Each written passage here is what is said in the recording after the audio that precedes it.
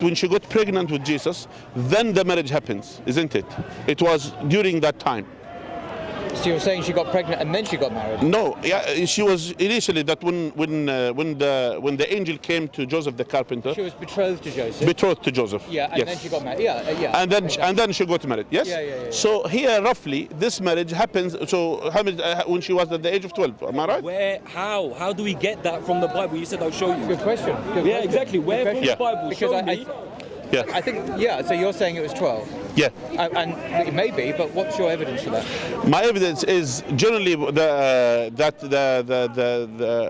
girls at that time that they used to get married at that age or something like that. That's what I know. I just want to say something. We have it on camera. The sheikh said you can find it in the Bible that she was 12. I said, show me. Okay. One second. I'm saying no. Listen. That's my point. I said. They all have different Bibles. Come on, Sarah. No, my proposal. Listen. Can I please explain?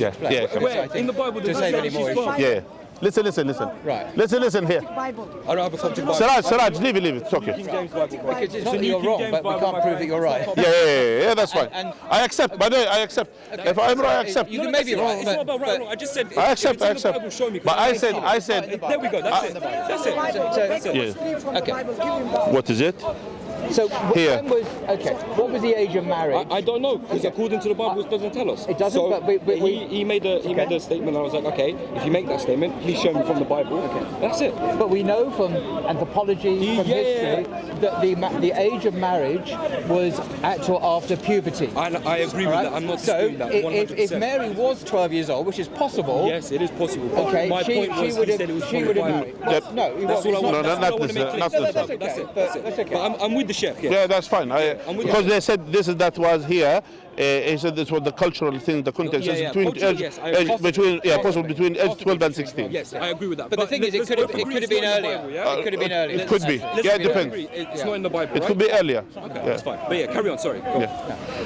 So the point is, what I'm saying.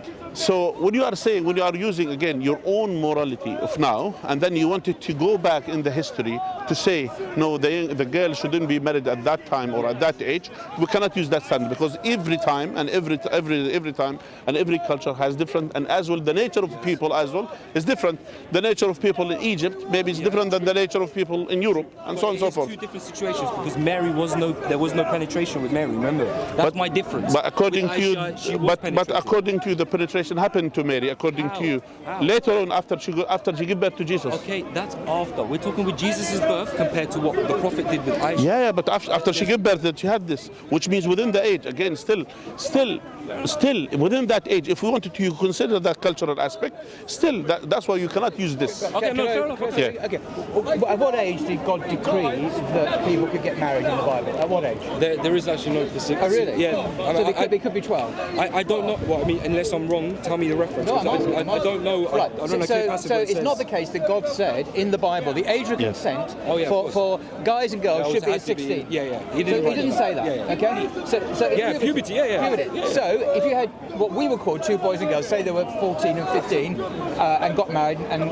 consummated the marriage, that would be acceptable to God, because He hasn't decreed after puberty a particular age. But in today's Northwest European liberal secular societies, that would be considered wrong. Yeah. But you see how relative morality is. But you see, from God's point of view, He hasn't decreed in the Bible a particular age.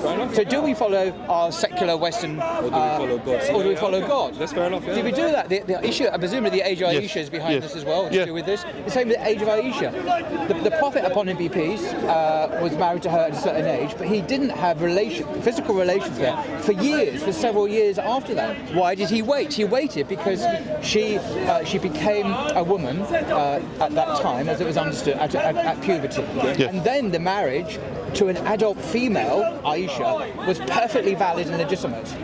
So do we universalize our Western ideas and impose them on all times and culture throughout history, throughout the world? Or do we recognize we've got a particular set of values here which are not followed by God's prophets or by the Bible or anyone else? And as well adding to this, throughout the history, by the way, brother, one second. By the way, throughout the history, when people who criticize the Prophet, peace be upon him, and criticize Islam, they never brought this matter except recently. Yes. With our the latest standard of morality or whatever. For example, in the past, debates happened between Muslim and Christian, things happen even in Western countries. No one attacked, brought up the issue which they are aware of, because it was something which is not something of their concern at that time. It's not something which is concerning. But later on, here, nowadays, during our age, that's different. So that's why we are not using our own standard. But I think we ought to, if I may, we ought to stress that as Muslims living in the West, we must accept the law of the land. Exactly. We don't defy the law of the land by committing what the West would consider to be wrong and a crime, simply because we are allowed to in Sharia, that we have to acknowledge the custom of the people and the law we're living in. Absolutely. But in other not just places, the law, not just the law, even the customs of the people. Not just the law. Even if the law is allowed, even the customs of the people, we have to adapt the customs of the people.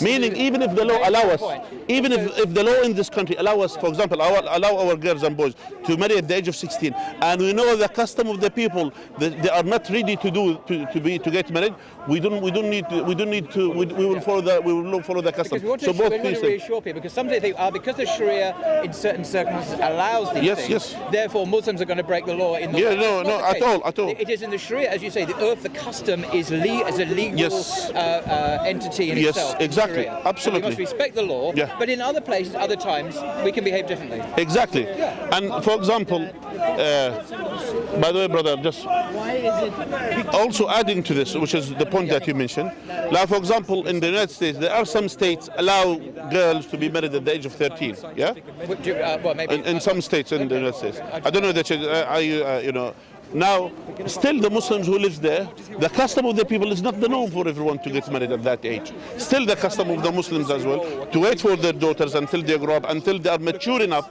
to handle a family, to look after children, etc. Even though with the age, by the law allows it, still not necessarily that the customs and the habit of the people, is viable at that time. But that's a good point.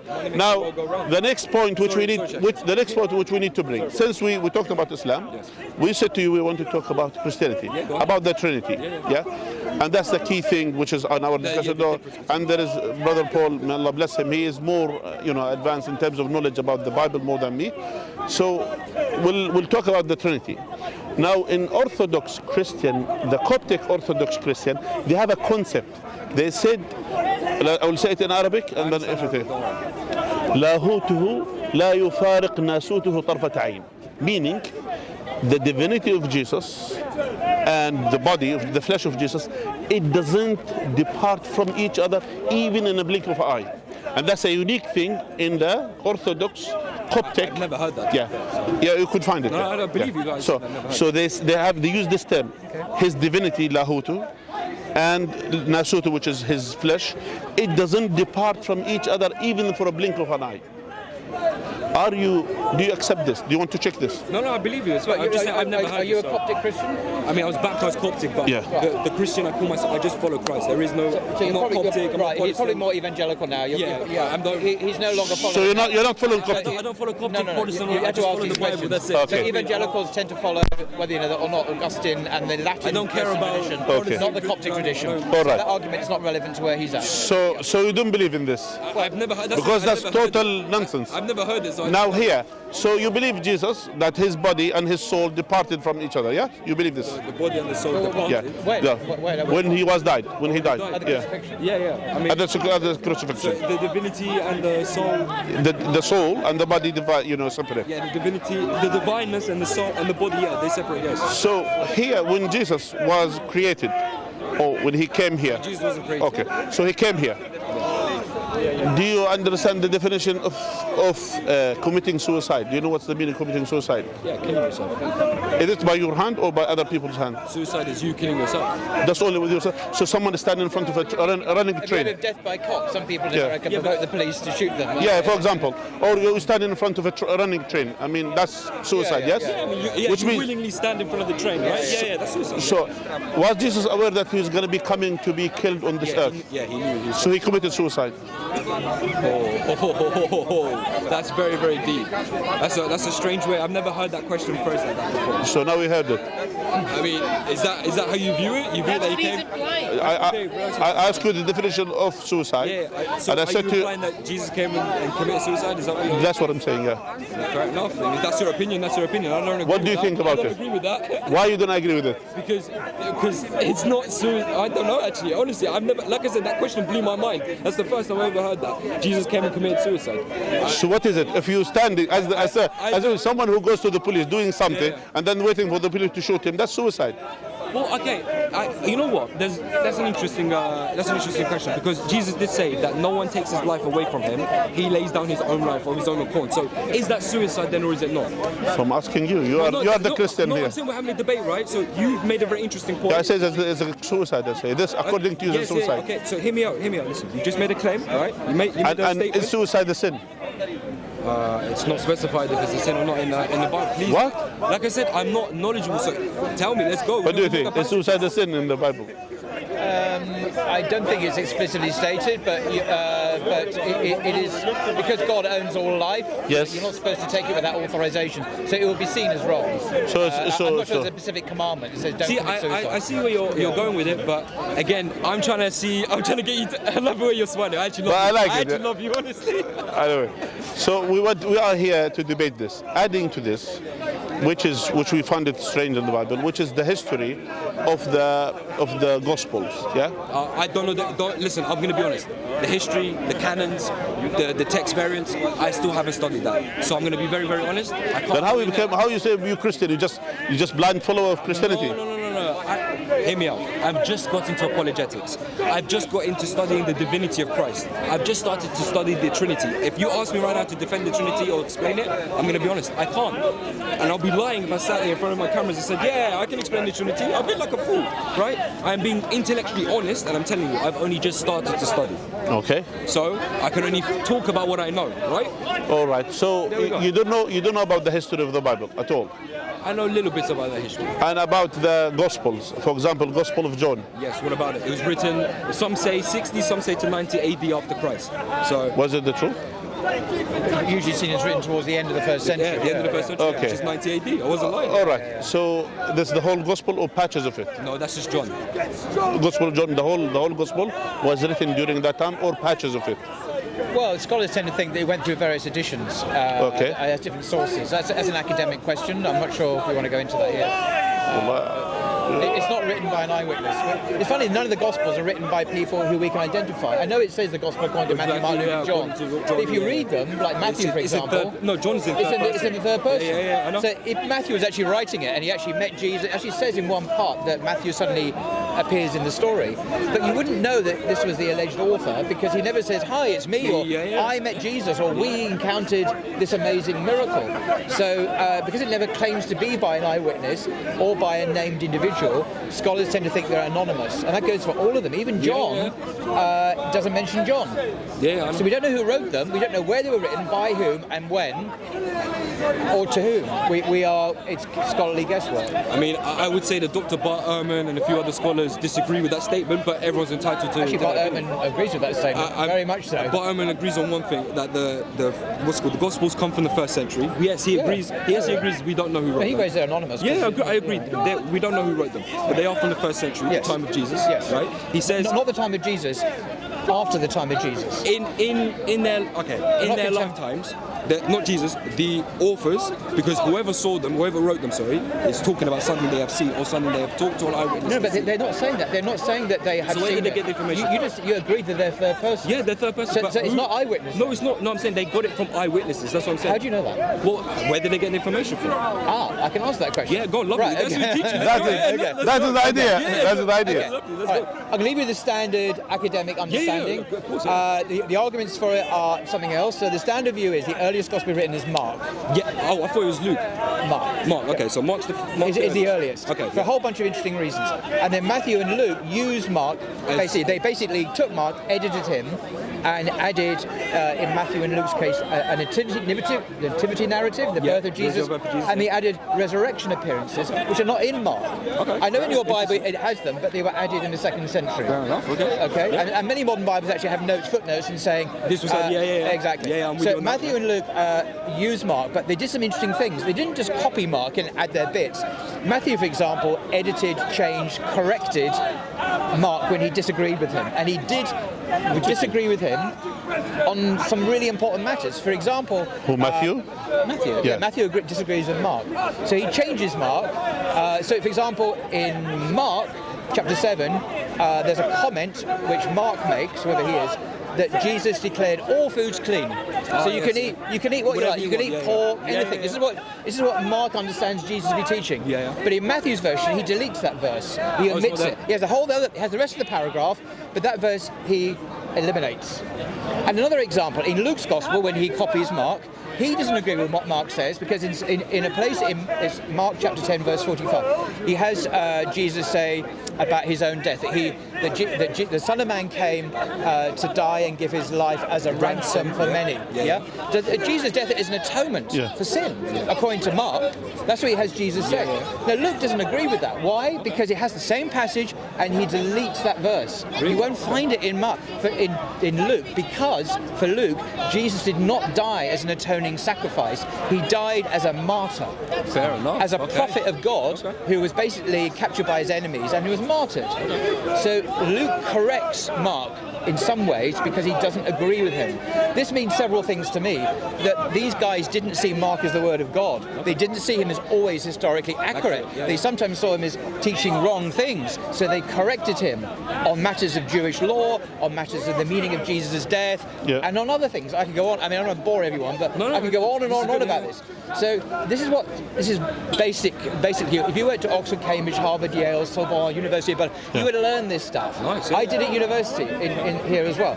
And when you check it out and look at the detailed reasons, it seems pretty a good case. It's not like, this is not science, by the way. It's not like in a laboratory where you can have a scientific experiment and prove things and repeat them. It's not, science history isn't like that. I know. But it's how we make sense. Why did Luke copy this passage in Mark, say Mark 10, leave out this and leave out that verse? Why did Matthew copy this passage in Mark and leave out that verse? And with that and other evidence, you kind of get a sense of what Matthew was about, what Luke was about, what Mark was about, and what John was about. And they didn't always agree, actually. So scholars tend to think that the original historical Jesus thought of himself as what? What's the main thing that scholars in the West think Jesus was historically? How did he view himself? Divine, put it that way. As a prophet. As a prophet, okay, fair enough. Not as divine. The consensus is that scholars don't tend to think Jesus thought of himself as Yahweh. He didn't see himself as God. He saw himself as a prophet and a Messiah. And remarkably, or not so remarkably for us Muslims, that's exactly what the Quran says. The Quran gets it exactly right. And Messiah, and he's the Messiah. It gets it right. And Christians today arguably have a different view. Okay. Of course, So we follow we as Muslims follow the historical Jesus, the Jesus of history, and there's a remarkable convergence between what Western scholars are saying and what the Quran says about Jesus. That was an interesting statement you just said. Okay. You said you as Muslims follow the historical Jesus, right? The real Jesus, the true Jesus. So the true Jesus. The historical Jesus, you do realise, was crucified, right? I see. Which you guys disagree with? Yes. How does that work? Okay. Just as an opinion, not an argument. I just want to know your opinion. Well, there are lots of reasons why. Firstly, I had that view because God Himself has said so in His revelation in the Quran. Fair enough. Yeah. So it's not my own idea. This comes from God's revelation. But then when we ask questions, assuming that is the case, how do we view the Gospels? How do we view the New Testament? What's interesting is that the Gospels are not, as you may or may not agree, they're not eyewitness testimony. Yeah, I'm with you on that. So when Mark says Jesus was crucified, that's not an eyewitness saying. No, but we're not. I said history. So Bart Ehrman and all of these scholars, let's look at from their point of view. Let's forget about that. Excellent. What are our first century historical sources? In terms of archaeology, what archaeological evidence do we have that Jesus was crucified? Archaeological evidence. We have, I don't know about the archaeology, but I know we have accounts like Josephus, for instance. Josephus. Which is a first century historian, right? Who mentions the crucifixion of Jesus. We know that it was around 33 AD, and Pontius Pilate was governor, right? And Tiberius was the emperor of Rome. We have that, right? So it's, I would say it's a good assumption to say that based on the evidence that we have, and scholars say. And what does the Quran say about the crucifixion of Jesus? See, that's the thing. Let's see how this tallies with Josephus. Because the Quran says that he was replaced. Is that true? No, it doesn't. He wasn't replaced. See, that's what it does say. It said it appears to them. That's all. It appeared to the Jews that he had been crucified. The appearance was given. Josephus, who by by the way, was not present during Jesus' ministry. I know. Reports, hearsay, I would suggest, apparently plausible hearsay. The Romans did execute a lot of people. They did, It's certainly plausible that Jesus could have been executed, but God knows the inner reality, the secret, the truth about history. I can't doubt that. Josephus, who wasn't present, neither were any other New Testament writers present. Paul, for example, was converted several years later. He wasn't John, present. who was at the foot of the cross, though. But John, John's Gospel. listen to this. Okay, let's check this evidence. Who's the author of John's Gospel? Well, see, we don't know. We don't know. Yeah, exactly. Where was it written? Around When was it 90 AD, written? Around 90 AD. But how do we know that? What do you mean? I just said it was around 90 AD, and you didn't tell me. No, I agree that Ehrman and scholars say that. That's But what I'm asking based you off why. But why do they say I don't know. I mean, it's based off what they've done. It's not because they have a carbon-dated manuscript from 90 AD. It's that they see it as the last gospel to be written for a whole bunch of other internal reasons to do with the gospels themselves. But John is not in any way.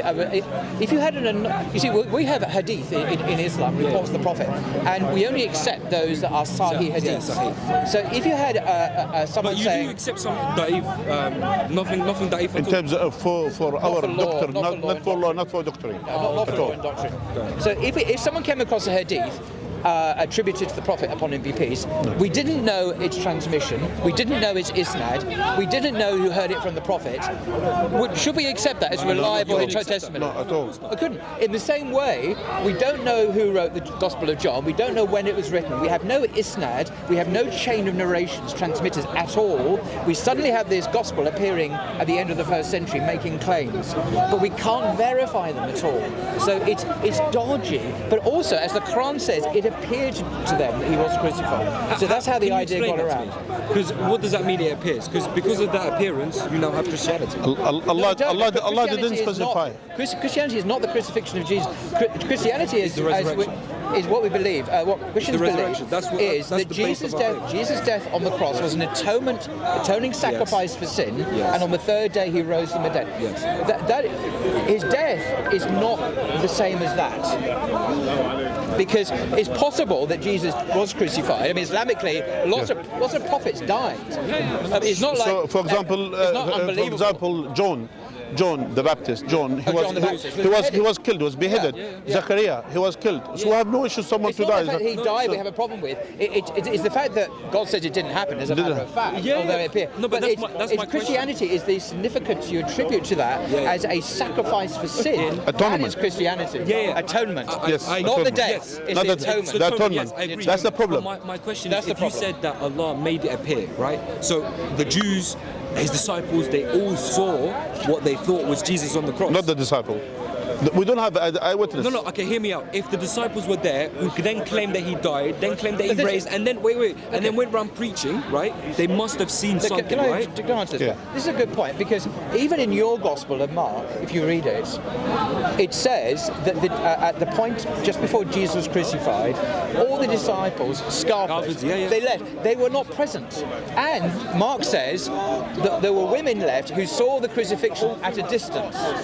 They were not close up. Now this contradicts John, by the way, which is much later. Because John says that he was at the foot of the cross. Exactly. But according to Mark, all the disciples left the scene, and some women saw what they thought was the crucifixion at a distance. So even if Mark was true, and it could be in the sense of some appearances, it does not prove the crucifixion. Because you're very intelligent, actually, and you're much more knowledgeable than me. The scattering, or when the disciples went away, was that not after he got arrested in the garden?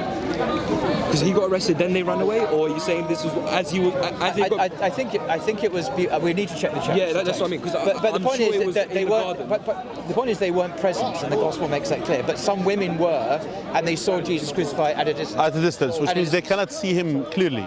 Exactly. Yeah, and the disciples were not there. And the disciples were not there, so we don't have that's my eyewitness. point. Eyewitness who wrote the Bible from the Bible perspective. You understand? We don't have an eyewitness from the Bible perspective.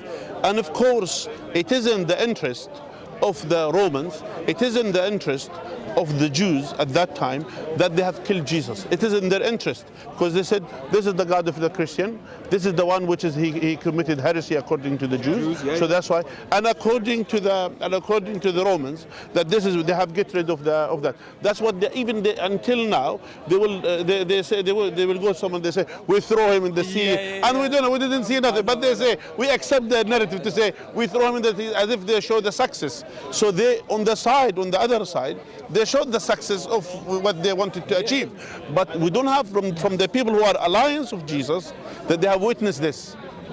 So that's a problem. Well, you know what? You both have raised very, very interesting points from a Christian point of view. Now I have to go and do my homework. I have to go and do my research. And I will add to you another point. Go on. Here, the other day he pointed, and I love it from Brother Paul, that he said about the Ignatius of Antioch. Yeah. The what, sorry? Ignatius of Antioch. Actually, what happens during his time, Ignatius he believed in the crucifixion of Jesus, no problem. Okay. But it exists during his time, but people who are Christian believe that he wasn't crucified during the time of his time. And actually, hear him what he says about it. Ignatius, I don't know if have you heard of Ignatius? I won't labour the point. So at the beginning of the 2nd century, he was taken to Rome to be eaten by lions. That's what happened. He was a martyr. Yeah, fair enough. And he was bishop of Antioch. Yeah. So he was like the 3rd or 4th after Peter. He was very senior in the church. Yeah. But the Romans didn't like him. They sent him to be executed, and he was. But on his way to Rome, he wrote 7 authentic letters. They're accepted now as really were by him.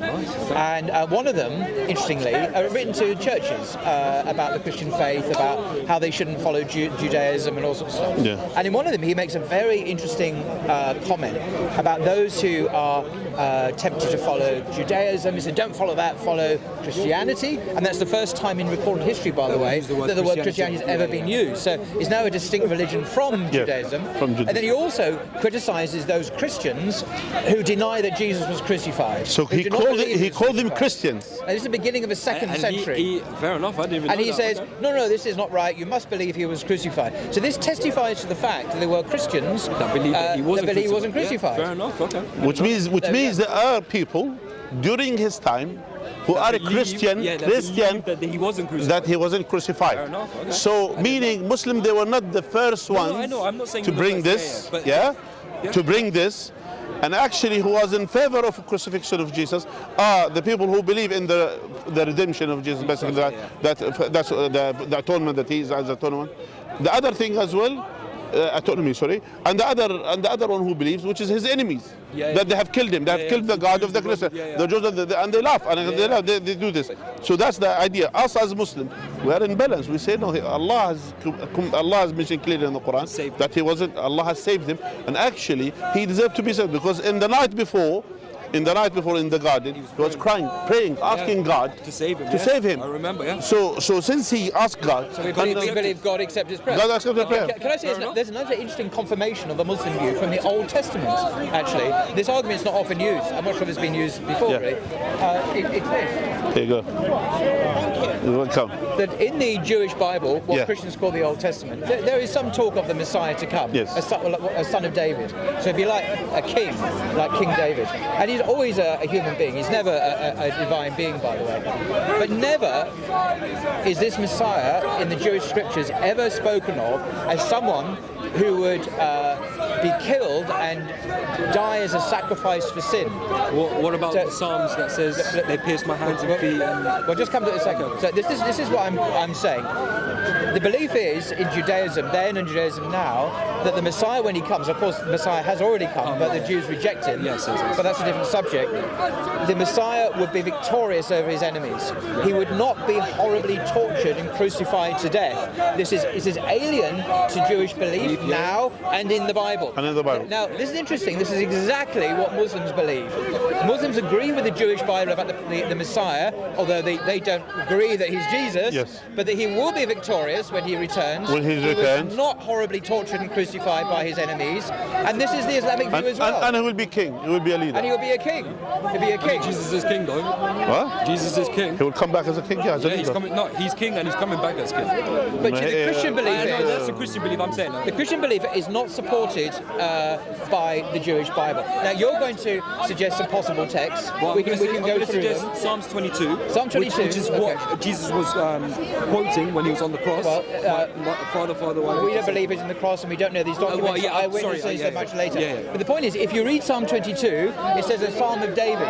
Yes, but he's prophesying. No, hang on. If we look at the Psalm, what it says, rather than saying what does it say? Right, we need to. Do we have a? I put it in my do you know, I was Bible. going to bring a Bible today. I thought, Yeah, no, I won't need it. No, we have. No, he has a Typical of Bible. me. Oh, lovely. Please don't tell me it's the King James version. It's the New King James. Oh, that's all right. It's the old King James. I The don't old like. King James. I don't like the English. It's not easy to read. Yeah. Easy to read. Okay. So Psalm 22. Let me look it up on my iPhone as well. Because the King James version is a There bit, we go. Psalm 22 right here. Okay. You know, I like this discussion. And by the way, our friend here is respectful. Can I just say, agree, it's an I absolute agree. honor to meet you because I've watched all your videos on YouTube. Oh, no, to meet you So too. thank you. You say I'm not always aggressive. No. Honestly, thank you. God bless you. Believe me, honestly. God So bless you. can I just for the Yeah. benefit of everyone? Yeah, go on. This is a new international version, which is a bit more modern Yeah, than that. no, that's fine. This is an evangelical Bible. Yes. So Psalm 22, a Psalm of David. Yes. Now this matters. You can see it there. Yeah, Psalm- This matters because this is David speaking. Yeah. This really matters. Yes, I know. If we're going to take Scripture seriously, Yeah, we need to know who's must take talking. it seriously when it says who it's by. Of course. All right. It says. So David is saying this. My God, why have you forsaken me? Why are you so far from saving me? So far from my cries of anguish. My God, I cry out, but you do not answer. By night I find no rest. I am a worm, not a man, etc. But the point is, this is. Keep reading. Okay. Because it's from 16 to 18 that we find You out. want me to read 31 verses? Okay. This Or 16. Just go from 16. Okay, Just go from verse- 16 to just that here, so we can actually see what David is talking about. Before, I want to make 2 points before Okay, we yeah. read the whole thing. Firstly, this is not prophecy.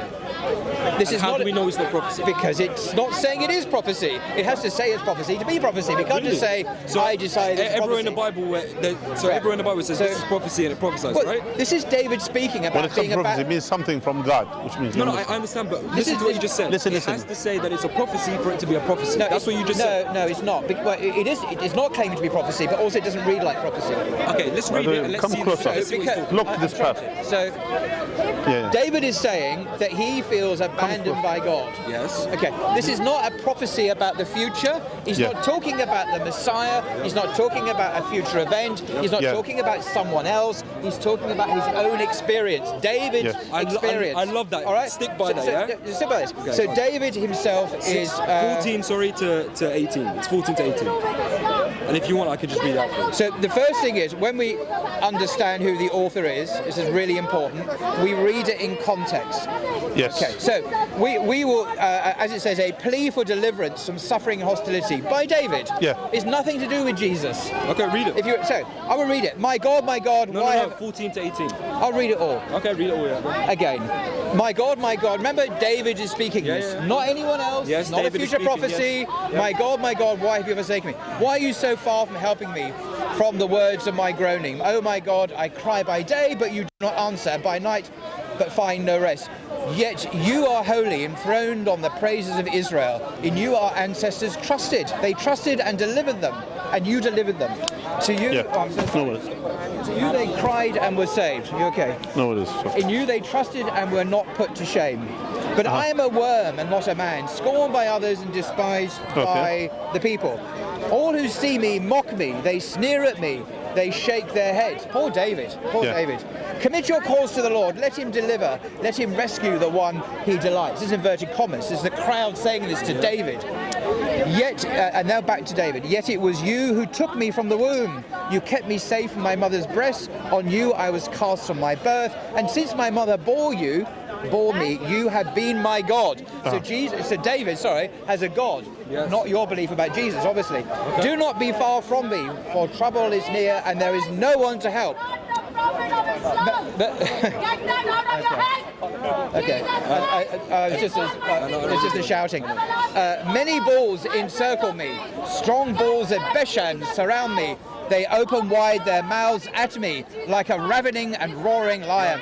Right, now And listen, this is the chapter. Okay, Yeah? Listen, go. I thought it. Okay, the next verse, 14. I am poured out like water, and all my bones are out of joint. My heart is like wax.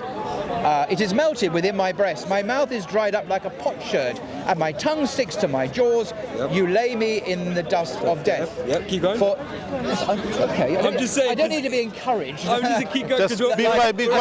I'm about to stop. Whose idea was it to read it all the way through? Me. Mine. Oh, sorry, yours. Go on. For dogs are all around me. A company of evildoers encircles me. They bound my hands and feet. I can count all my bones. They stare and gloat over me. They divide my clothes among themselves, and for my clothing they cast lots. So yours says bound, mine says they pierced my hands and my feet. That's not in the Hebrew. Fair enough. See, that's the problem with the King James Version. It Christianizes Old Testament prophecies. It's a serious point because this is the translation what's the word? this is in the Tarif Hebrew, in by the Arabic. The way corruption of the word. Tahrif. Tarif. Distortion. This is an example of tarif. So it's not in Christian. the Distortion. It's not in the Hebrew. or the Greek. It's in Hebrew. No, I'm saying is it not in the is it not in the original Hebrew or Greek? David was speaking Hebrew. Okay, the manuscripts that we have from how we translated this. That's why the problem. This is the original. No. The Hebrew Bible. Sorry, the Greek Bible. Because I want to go back and read the Hebrew. That's what I mean. You could. The Greek Bible is not always a very good translation. For example, Professor James Barr at Oxford University, who's a professor of Hebrew, has often said that the Septuagint is a poor translation of the Hebrew Bible. So at least Why does he say that? because it is. He's compared the Masoretic text, the Dead Sea Scrolls, for example, with the Septuagint, and he's found often that there are big differences between the two. So should we follow the original, or at least the Masoretic, or follow the Greek, the later distorted? I think we should follow the Greek. You see And here. the Hebrew. How you doing? How you doing? I see you're here with my favorite Da'i, Paul Williams, and I see there's two of them. Welcome, Assalam. Come join in. You might. Yeah, you By the way, No worries, man, no worries. we don't discuss with him. You don't like him? Why, Sheikh? Why? He's a good We're guy. not going to talk to him. I'm Why? really He's a ugly. good guy. We have done. Come on, it'll be a good conversation. I'd Do love. you want to move with him? I would love for all of us You to want come to on move this on? conversation. All of us. Listen. Look at him. We had a lovely Whispering. conversation. We have a lovely conversation before he How came. he's whispering now. Listen. We had a lovely conversation before he arrived. Yes. So if you wanted to do that, we'll tell you go in peace. Exactly. Well, that's it. No. That's it. If he joins in, we If you want to join him, we're done. Okay. Up to you. So Listen, you were respectful. We respected you. Did I disrespect you in any way? Yeah. We had a very beautiful conversation, correct? Yes, of course. Yeah. So that's how it. So you don't want to have a conversation with my brother as well? No. All right. Well, you know what? I respect it. Thank you so much. All right. I'm going to do my homework, by the way. All right. Good. and I will talk to the camera All directly. right. Good to see you. Anyway, Thank you so much. Thank you so much. God bless As you. I mentioned to you, and as we said, this is an honor I was talking to you. Yeah, of course. All Thank you so much. What's your name? Romario. Romario. Nice to meet you, Jim. Yeah, good. Hopefully to see you next Sunday. Yeah, good to meet you. So going back. So the point is the So both of you Da'is, okay. Well, we're not simply going to. because Yeah. I So appeared. both got as we were scared. saying, the King So James version is the most distorted, trying to distort Christianized something. Yes. translation. To my friend So over what there. I use And here then now is a New you're Revised turning Standard your New version, Revised Standard. which is the Because gold number one standard of appears academic to the Masoretic translations. text. So Gold standard. they will go back to the Hebrew one, and then they translate it based on This the uses Hebrew the one. Hebrew Bible. It doesn't use later translations. It doesn't use because throughout the time they translated into Greek initially, and then after that into Latin, and then into So English. modern Bibles have gone from Hebrew to Greek to English. Yeah. So there's so many layers above so the many original. layers. Whereas Muslims, we usually go back to the Arabic when we're not using translations. So we know the original word itself. But it was, alhamdulillah, it was interesting, and actually we had a beautiful conversation with the guy here. Yeah. He was He always undermines the discussion. But at least. Anyway, it was great. Thank you for inviting me along. Anyway, Jazakallah khair. All right, Jazakallah Good khair. luck. All right. Run. All right, Jazakallah khair. All. May Allah reward you all and bless you all. Jazakallah.